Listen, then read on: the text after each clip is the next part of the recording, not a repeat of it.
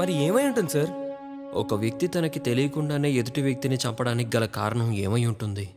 ఇప్పటి వరకు ఈ మూడిట్లో ఏదో ఒకటి అయి ఉంటుంది అనుకున్నాను, కానీ వీటిని మించిన శక్తి ఏదై ఉంటుంది సార్?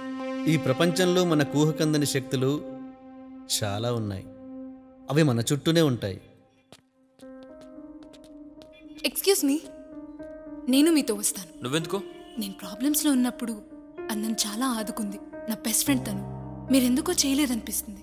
ఈ మర్డర్ తను చనిపోయిందని తెలిసి చాలా బాధపడ్డాను. ఎమోషనల్ అయి కొట్టేశా. I'm extremely sorry. దీని వెనకాల ఏం జరిగిందో తెలిసేంత వరకు నేను మీతోనే ఉంటాను. ప్లీజ్ కాదనొద్దు. సరే. ఒక్క నిమిషం. ఒకవేళ మీరు ట్రాఫిక్లో మిస్ అయిపోతే? నంబర్ తీసుకో. చెప్పండి. 97-498-123-85. ఓకే.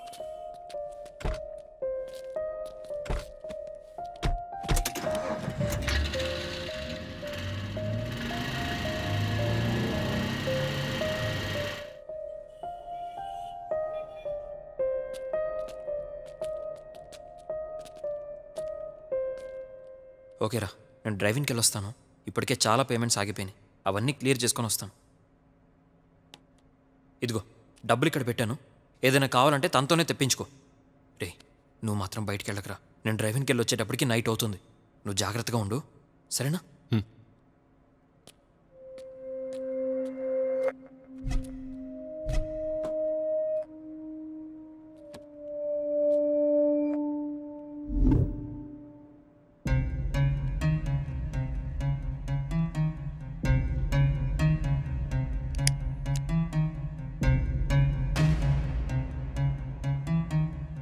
దయ్యం కాదు, హిప్నటిజం కాదు, బ్లాక్ మ్యాజిక్ కాదు.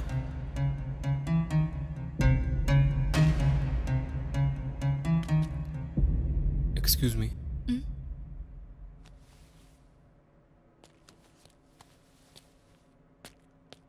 నాకు మంది తెచ్చి పెడతారా? నేను బయటికి వెళ్తే ప్రాబ్లం అవుతుంది. తెచ్చి పెట్టండి ప్లీజ్. ఓకే.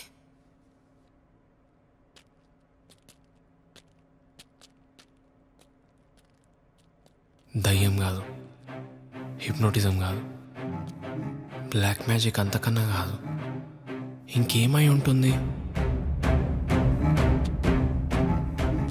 అసలు దీని వెనకాల ఎవరున్నారు? ఎవరు చేయించారు? నాకు తెలియకుండా నాతో ఇలా చంపించారు. తెలియని కథ ఏదో ఉంది. దీనికి కారణమైన వాళ్ళని పట్టుకోవడం ఎలా?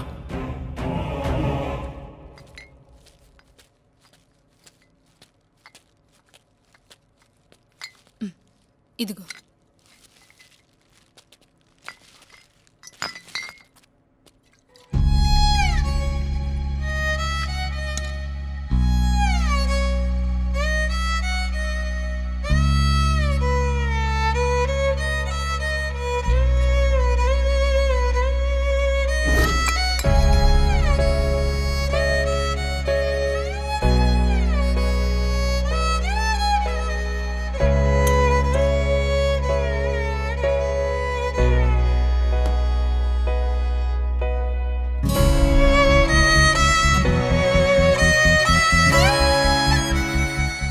చాలా ప్రేమలు సెక్స్ తర్వాత సమాధైపోతాయి.